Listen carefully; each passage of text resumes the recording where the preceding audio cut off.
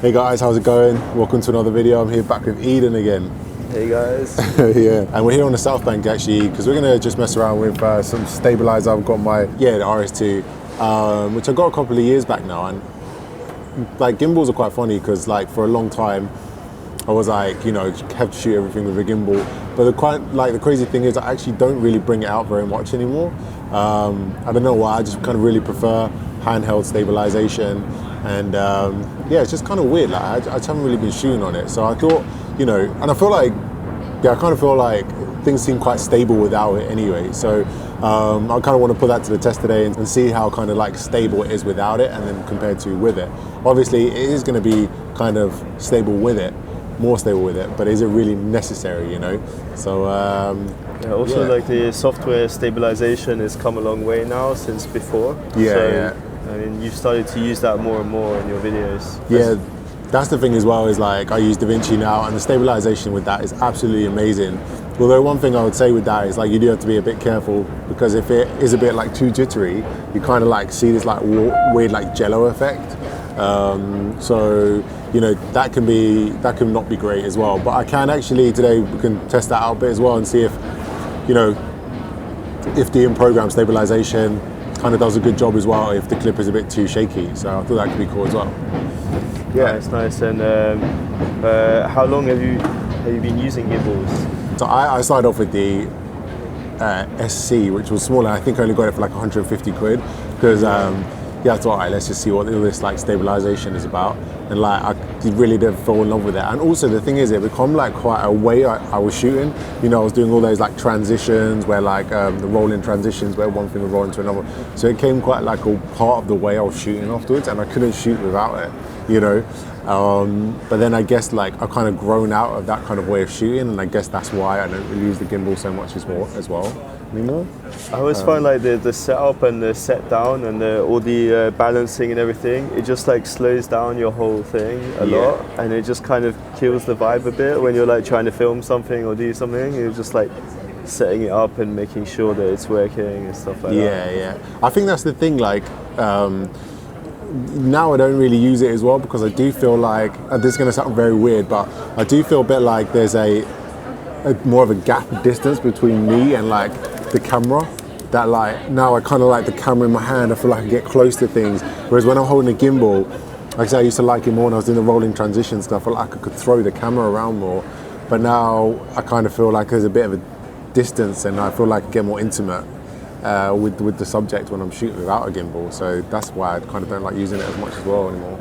So like from filming a lot more videos since then, you kind of perfected more your technique, and then you didn't really need the gimbal so much because you just had the technique down of holding the actual camera. I don't think it's more about like the kind of technique. I think it's more about like my technique changed. I don't think it's more about like Adapted. Yeah. I think I just was doing not so much rolling and those smooth transitions. It was more just like still shots, more static shots. Yeah.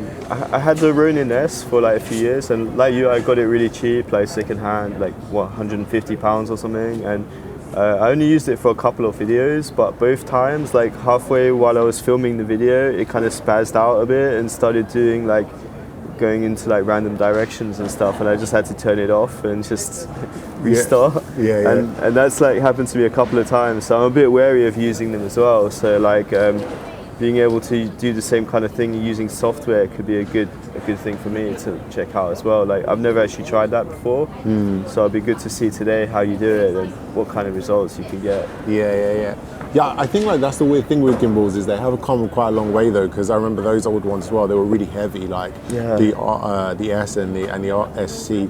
Whereas like now with the new models, like carbon fiber and all that. Yeah, it just become like so much more lighter, and they had the screen on the back, so everything was calibrated easier, and just so many things that like, you know, it was like a big step up from like those older versions. That like so I think that's where it become more appealing. Nice. With a gimbal, it's like, you know, a few moves you do, isn't it? There's like panning and tilting, or just like walking behind someone. I guess the main thing you want to just test out is how badly do your footsteps look when you're in the camera, because like every time I film on the camera, there's always that like footstep kind of bubble. So I feel like you get that on a gimbal as well anyway, unless it's like, have you seen those DJI like actual cameras with the lens built on? I don't remember which camera it is, but it actually moves like a chicken head. So when you actually go up and down, because that's like the main issue. Oh yeah, I've seen that thing. That looks weird. Yeah. It's like a little bobble head, like. Yeah, because that's the main issue with like a gimbal is like, even though it like moves around, okay, it's more the up and down. You still have to walk like a bit, like, you know, they call it like the ninja walk. Like a slow kind of. What about if you like kind of hold it like downwards on the, because it's got like the rod thing or whatever. You can hold it facing downwards and it's like just facing forwards. Maybe is it less bumpy? Have you ever It's true tried actually. that? No, I never tried that, Okay. and yeah, I'm not really sure. Yeah, but I guess either way. I don't know if they're built to like move to calibrate too much up and down like a huge amount. So you're meant to just mostly pivot, like you just stand in one place and just swing it around as Yeah, such. yeah. I think so. Okay. Yeah, I think that's what it is. Yeah, I guess if you're only comparing that, then the shaky camera thing, that's going to minimize that because you're not really moving that much. Yeah. That's Yeah, I think they are great though. Like, amazing piece of kit. And the thing is that walking is really difficult unless you're gonna, like, walking without it is really, really difficult. You know, even with IBIS on, I don't know how much that really makes a difference. You know, you can tell it's never going to be that smooth as like. It's never going to be as smooth as with a gimbal if you're just walking. You know, like you can get in a really clean shot like that. You know, nice. Yeah, but yeah, we'll try it out and see how we get on. All right, let's go. Let's do it. Yeah. All right, so I'm just going to do some like walking around shots of Eden. In my experience, like any kind of like anything faster than like a brisk walk is like difficult anyway, even with a gimbal. Personally, I found that, but yeah, I don't know. We'll try and do some like different speeds of walking and stuff and see like how it goes. Okay. All right, sweet.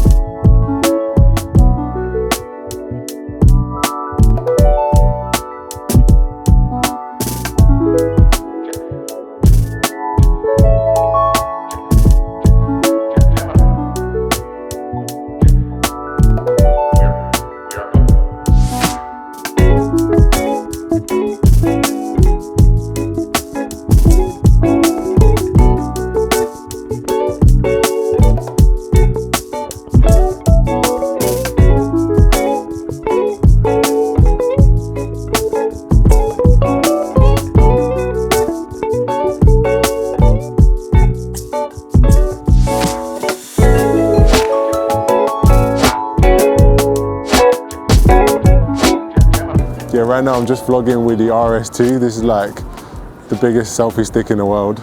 Yeah. Highest resolution selfie stick.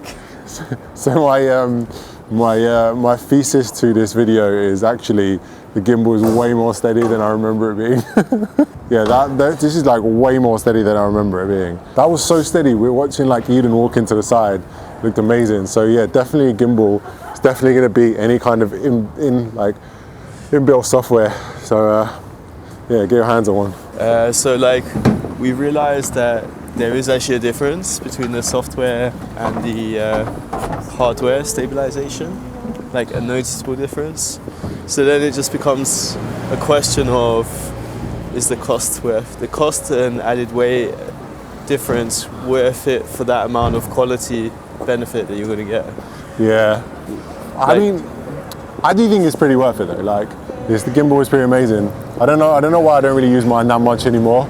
But literally just comparing with and without just now, I feel like, fuck, I don't know why I take. This is going to be like one of those videos when you put in the title like, I changed my mind or whatever. Yeah. I don't know why I don't use this thing enough. I'm actually vlogging with, I'm walking down the street with it right now, everyone's like looking around like, what the fuck? This guy's walking around. Gimbal renaissance. Giant gimbal. Yeah. But, I mean, there is like definitely a case of like carrying the extra gear, the extra weight. Yeah, and also, you know what it is? Like, sometimes I want to shoot and then like I've got to quickly set up, you know, the gimbal and then like take it off, take it on.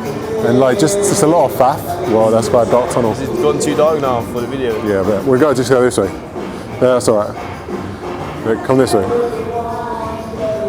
Yeah, it's just that extra faff of like having to take it off and on the gimbal. And, you know, like sometimes I'll set it all up and I'll start shooting with the gimbal, and then after a while, just like music, take it off. It's alright. Only a few seconds. Yeah, then I'll just like have to take it off. Anyway, just keep walking down.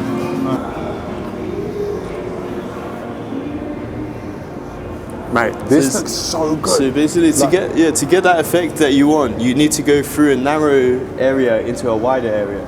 So if you come back through this door, that should just happen automatically. I'm literally just like loving walking around following you.